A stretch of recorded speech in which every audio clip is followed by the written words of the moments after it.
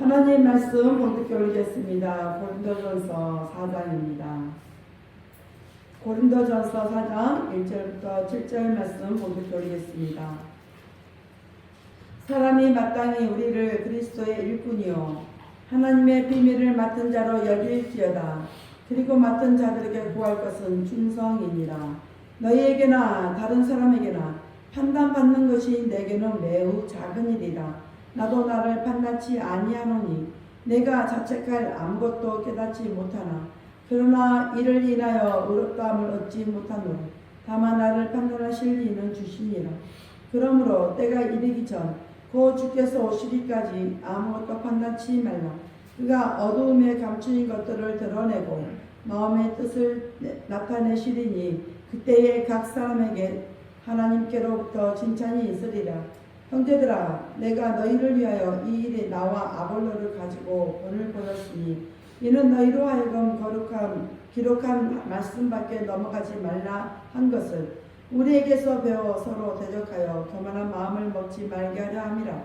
누가 너를 구별하였느뇨? 내게 있는 것 중에 받지 아니한 것이 무엇이뇨?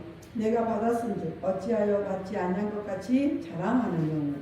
아멘.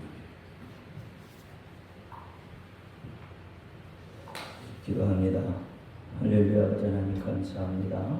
오늘도 아버지 하나님 우천 중에도 하나님의 사랑하는 백성들, 사랑하는 자녀들 하나님 전에 불러주신 하나님 감사합니다. 하나님 이들이 하나님의 말씀을 듣고 오늘 이 시간 깨닫는 은혜가 있게 하여 주옵소서. 종이 고린도전서 4장 1절로 7절 말씀을 가지고 교만은 어디서 오는가 하는 내용으로 은혜를 나누고자 합니다. 종이 비록 부족하고 연약하고 입술이 우둔할지라도 오늘 종의 입술을 통해서 진리의 말씀, 생명의 말씀을 주옵소서. 그 말씀을 전할 때 그 말씀을 받는 저들은 그 말씀을 하나님의 말씀으로 온전히 받게 하여 주옵소서. 사람의 말, 종의 말로 받지 않게 하여 주옵소서. 오늘 시간에도 큰 은혜 주실 줄 믿사오며 우리 주 예수 그리스도 이름으로 감사하며 기도하옵나이다. 아멘. 오직 예수, 우리에게 예수님밖에 없습니다. 우리를 구원하실 분도 예수님 한 번밖에 없습니다. 주 예수 은혜와 평강이 여러분에게 임할지어다. 아멘. 우리 베드로의 신앙 고백합니다. 예수님 당신은 그리스도시요 살아계신 하나님의 아들이십니다. 예수님 당신은 나의 구세주, 나의 전부이십니다. 아멘. 오늘 제목은 교만은 어디에서 오는가? 교만은 어디에서 오는가? 사사기 21장 25절 말씀에 보면 그때에 이스라엘에 왕이 없으므로 사람이 각각 그 소견에 오른 대로 행하였더라 라고 이야기합니다. 그리고 룻기 1장 1절에 어떻게 하냐면 사사들이 치려하던 때에 그 땅에 흉년이 드니라 라고 시작을 해요. 사사기 다음이 뭐죠? 룻기죠. 우리는 이 말씀들을 자세히 묵상해보고 오늘날 우리 주변에 일어나고 있는 일들과 또 삶에 적용해보고 깨달아야 합니다. 사람이 각각 그 소견에 오를 대로 행하였더라. 그 땅에 흉년이 듭니다. 여러분, 이 말씀을 들으면 어떤 생각이 드십니까? 저는 가만히 생각해 봤습니다. 지금의 시대는 왜 이렇게 각박해져 있는가? 콩 한 쪽도 나누어 먹던 그 시절이 그렇게 오래된 시절은 아닌 것 같은데 왜 이렇게 이기적이고 배타적이 되어 있을까? 각자가 자기 소견에 오른 대로 행동하기 때문이 아닐까? 그래서 흉년이 들어서 살기가 어려워졌기 때문은 아닐까? 여러분, 풍요 속에 빈곤이 찾아오지 않았는가? 이렇게 생각해 봅니다. 육적으로도 그렇지만 영적으로 보아도 그렇습니다. 각자 소견이 좋을 대로 행하기 때문에 하나님의 말씀이 들려줄 수가 없지요. 하나님의 말씀에 관심이 없습니다. 그러니 영적으로 보면 흉년이 들 수밖에 없는 것이죠. 자기만 생각하다 보니까요, 자기 문제 속에 빠져서 허우적거리고 힘겨워하는 거죠. 본연에 자기 자신을 잃어버리고 살다 보니까 여러분 세상이 삭막해져 버린 것이 아니겠습니까? 그렇습니다. 지금의 시대를 어떻게 성경적으로 달리 말할 수 있는 방법이 없습니다.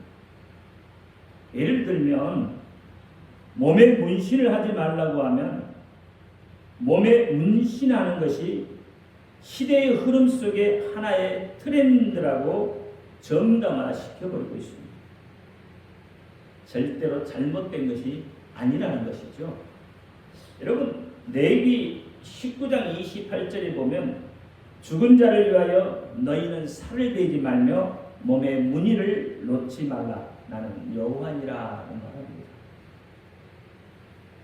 하기사 여러분 동성애도 정상이라고 합법화시키고 그것을 지적한 사람이 마치 무슨 범죄자가 되는 것처럼 취급하고 부당한 대우에 감옥까지 가는 세상이 되어버렸기 때문입니다. 그렇습니다. 이제 세상은 성경 말씀으로도 변화시킬 수 없는 지경에까지 와 있지는 않을까요? 그러니 세상은 흉년이 들 수밖에 없습니다. 분명 세상은 살기가 좋아졌습니다. 돈만 있으면 무엇이든지 할 수 있는 것, 그것이 세상입니다. 강자만이 살아남는 것, 그것이 세상입니다. 법도 무색히 하는 것, 힘과 돈이 전부인 세상, 그러니 세상은 흉년이 들 수밖에 없습니다. 성경은요, 나누고 통용하라고 합니다. 나누고 통용하면 더욱 풍성해지는 법이라고 성경은 말합니다. 여러분 사도행전 2장 44절부터 47절 말씀을 한번 찾아서 읽어보기를 바랍니다. 43절부터 한번 보죠. 시작.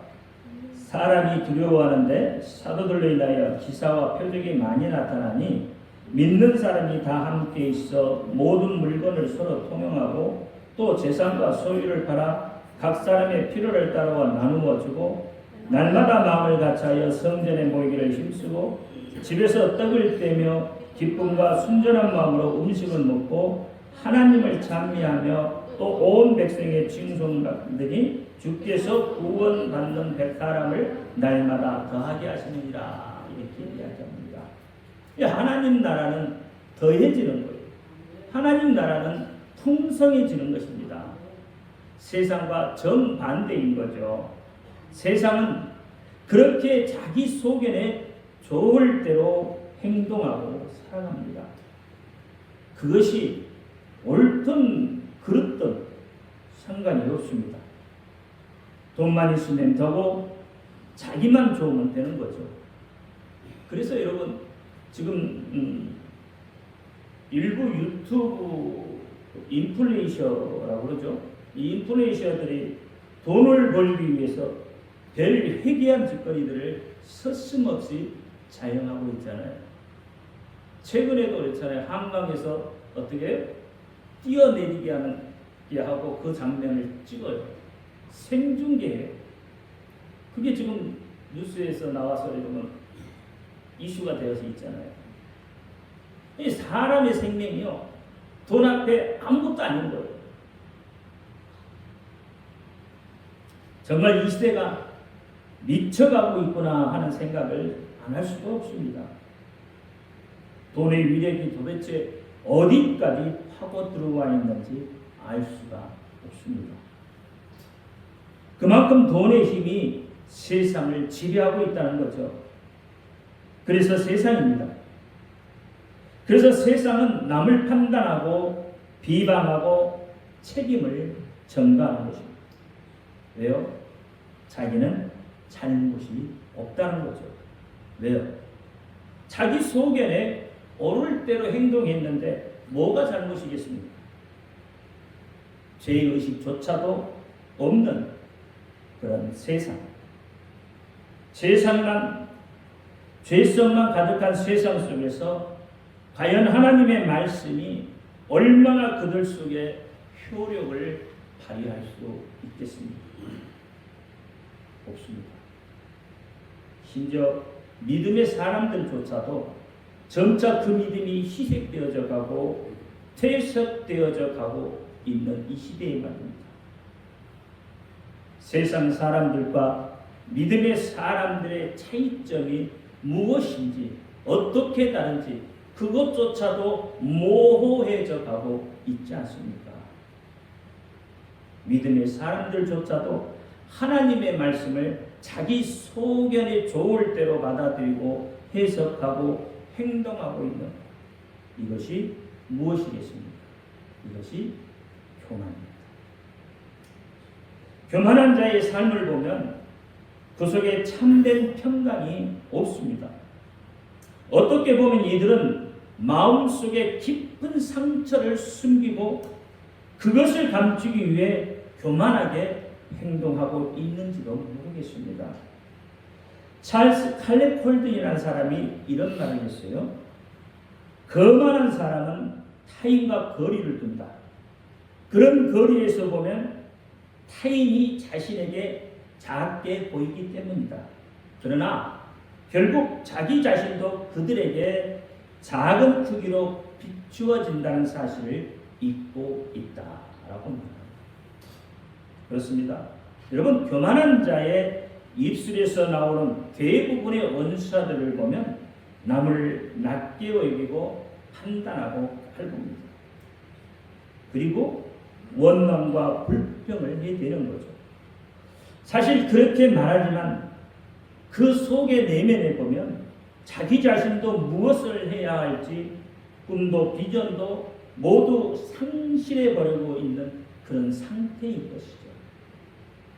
살아도 살아있는 것 같지 않고 마치 시체가 걸어다니는 것 같은 그런 삶 속에서 오직 그들이 추구하는 것은 돈과 명예만 쫓아가는 거죠.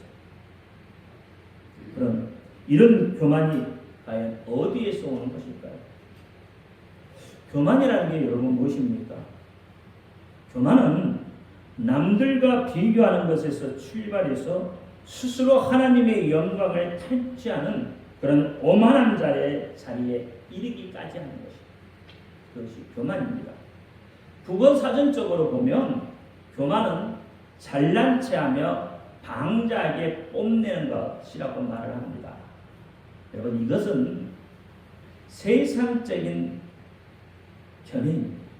세상에서 바라보는 견해이고요.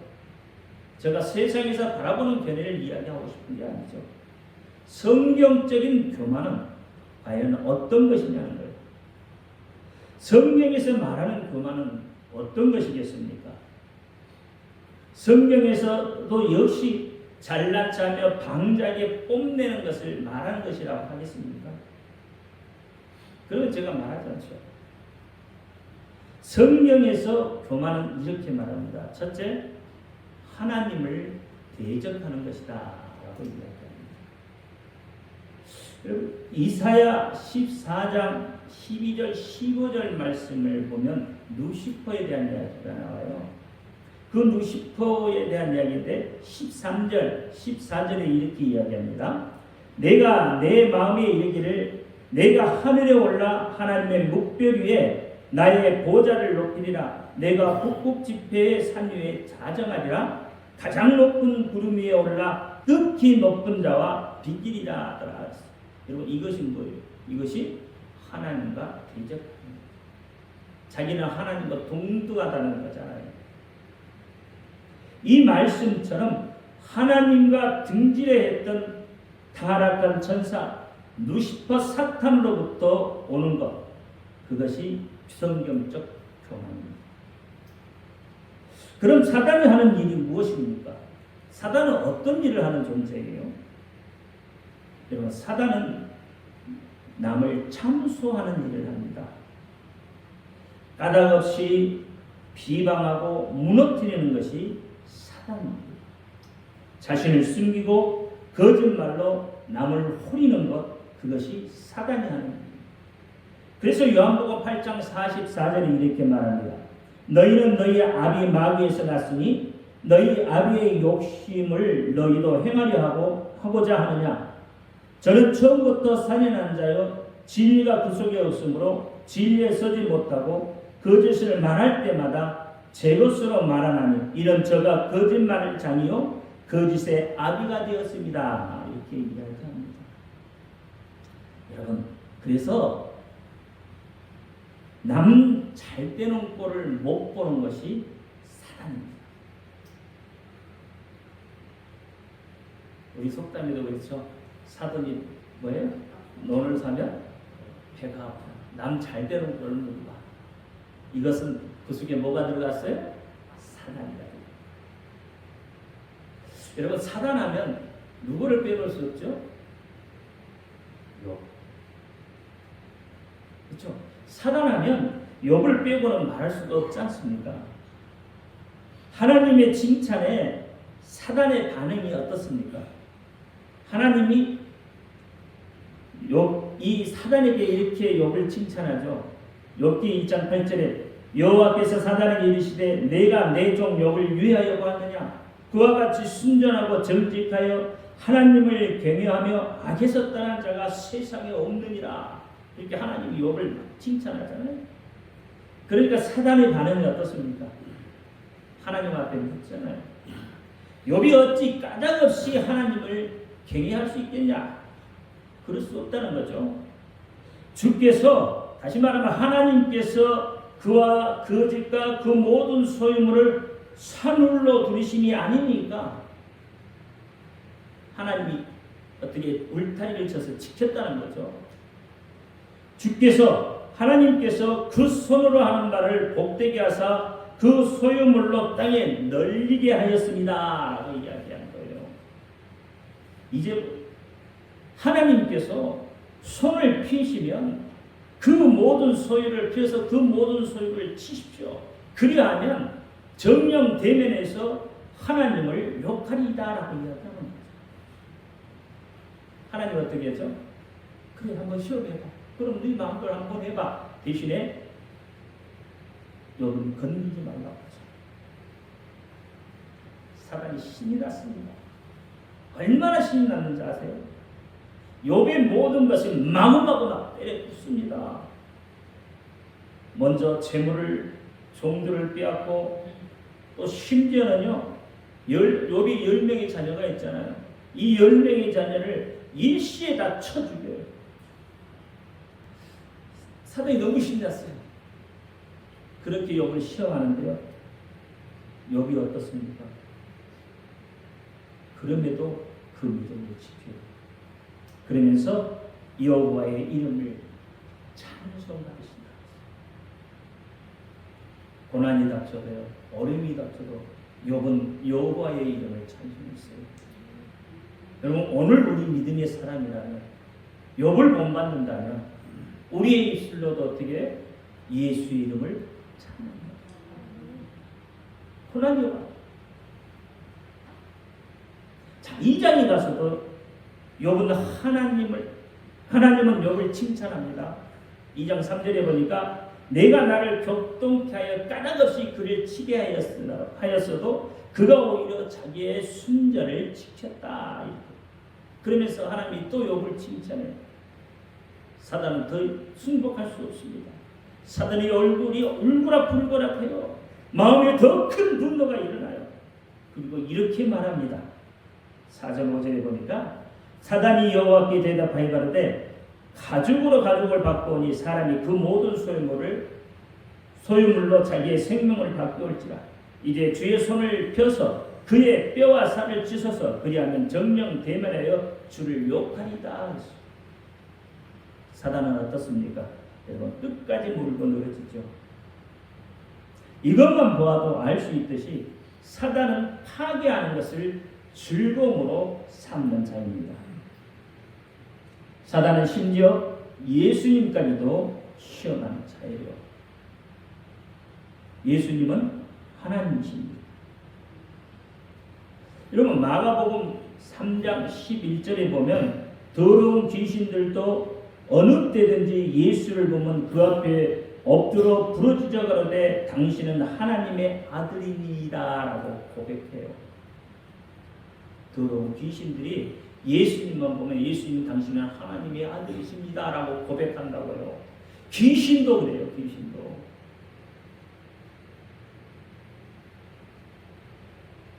그럼에도 여러분 마태복음 4장에 보면 4장 3절에 보면 마귀가 예수님을 시험하잖아요. 또한 교만한 자는 사단의 답이 된다고 성경은 말하고 있습니다. 베드로전서 5장 8절에 보니까 그이 지나라 깨어라 너희 대적 마귀가 우는 사자처럼 두루다니며 삼킬 자를 찾나니. 그 이전 말씀을 보면 교만에 대한 이야기가 또 나오거든요. 교만하면 마귀의 밥이 되기도 하지만 하나님이 기뻐하지 않습니다. 교만하면 하나님의 뜻을 행하려 하지 않아요. 교만하면 하나님의 의도와 목적에 따라 움직이려고 하지 않습니다.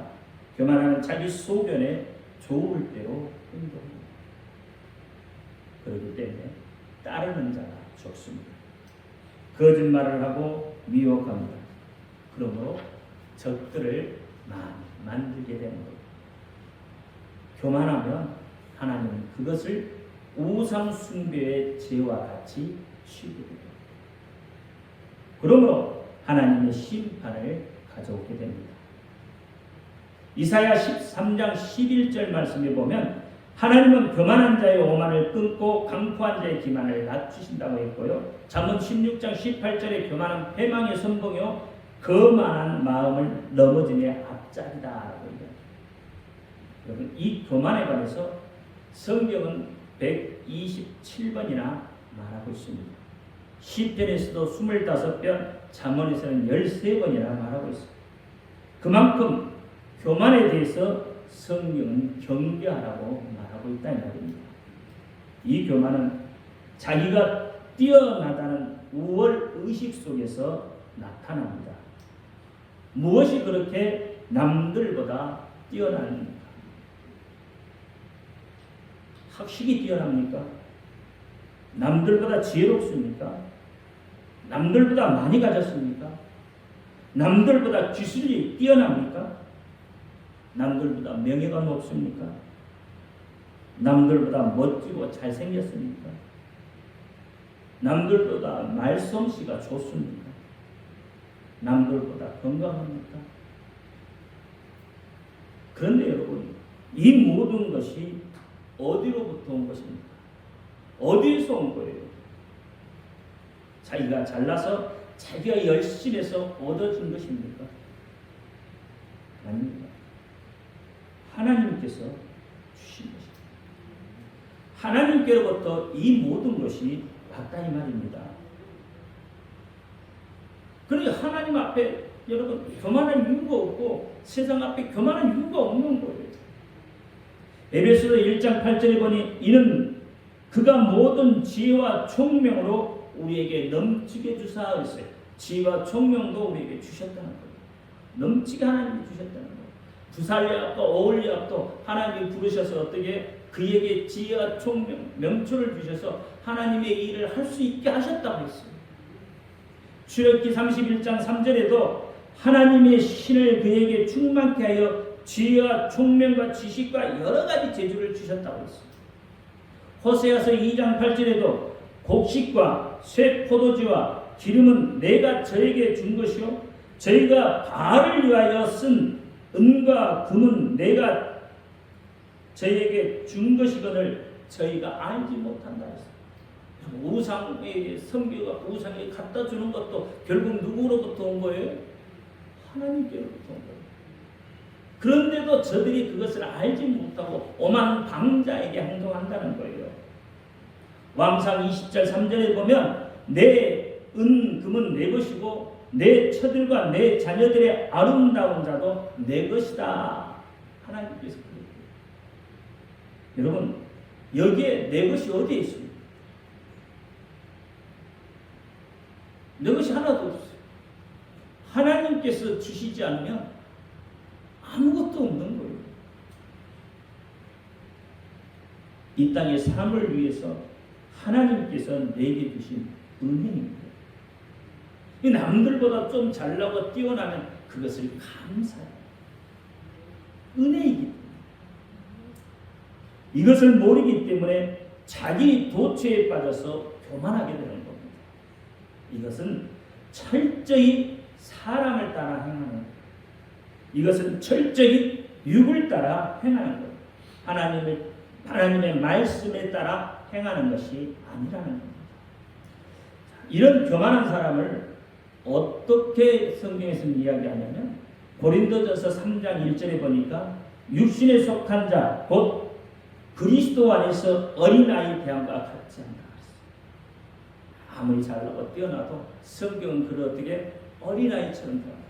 어린아이처럼. 또 3절에 보니까 너희가 아직도 육신에 속한 자로다. 너희 가운데 시기와 분쟁이 있으니 어찌 육신에 속하여 사람을 따라 행함이 아니리요 했어요. 그러니까 교만하는 것에는 뭐가 따른다고요? 분쟁이. 교만한 것에는 뭐가 있어요? 시기가 있다. 이것이 다 육으로부터 오는 것이에요. 하나님의 일이 아니라는 거예요. 하나님으로부터 쫓아온 것이 아니라는 거예요. 세상으로부터 쫓아온 것이 아니라는 거예요. 그러니 교만한 자는 하나님의 뜻을 행하려 하지 않습니다. 교만한 자는 오직 세상의 표준과 지혜를 따르려고 합니다. 세상의 표준과 지혜가 무엇이겠습니까? 여러분, 세상은 무엇을 표준 삼고 또 세상은 무엇을 지혜로 여깁니까? 이것은 문명과 과학. 세상은 문명과 과학에 의해서 움직이는 거예요. 눈에 보이는 실체, 과학으로 증명되어지는 것, 그것이 시대의 흐름을 주도하고 있습니다. 그러나 하나님의 세계는 인간의 눈에 보이는 실체가 아닙니다. 눈에 보이는 실체가 아니기에 과학이 그것을 증명해 낼 수 없는 것입니다. 하나님의 세계는 문명과 과학을 뛰어넘어 있기 때문에 아무리 영적 세계를 설명해도 이해할 수가 없고 오직 하나님이 보여주시는 것만큼만 알 수밖에 없는 것입니다. 그래서 성경에 에베소서 4장 22절에 이렇게 말합니다. 너희는 유혹의 욕심을 따라 썩어져가는 구습을 쫓는 옛사람을 벗어버리라고 말하고 로마서 12장 2절에 너는 이 세대를 본받지 말고 오직 마음을 새롭게 함으로 변화를 받으라고 하셨고요. 빌립보서 2장 15절에 너희가 흠이 없고 순전하여 어그러지고 거스르는 세대 가운데 하나님의 흠없는 자녀로 세상에서 그들 가운데 빛들로 나타내라고 말씀을 하고 있는 거예요. 하나님의 흠없는 자녀, 세상이 빛이 되라고 말합니다. 이게 그리스도입니다. 사랑하는 성도 여러분, 사실 교만의 실체는 자기 기만의 상태입니다. 그 내면을 살펴보면 어떻게 보면 공고하죠.